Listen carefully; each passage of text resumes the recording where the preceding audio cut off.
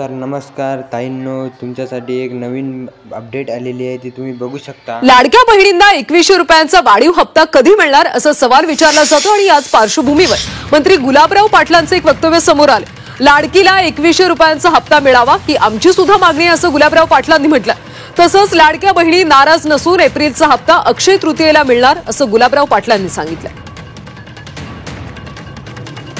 बहिणी नाराज नाहीये, आपल्यामुळे आपण म्हणत असाल 2100 रुपयाची जी मागणी आहे ती आमची सुद्धा आहे, पण शेवटी सरकार हे कटिबद्ध आहे।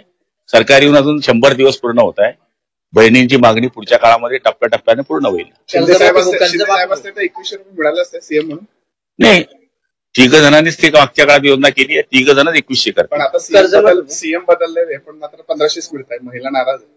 नाही, 1500 मिळत आहे ना कंटिन्यू, लोक तर सांगायचे 1500 भेटणारच नाही।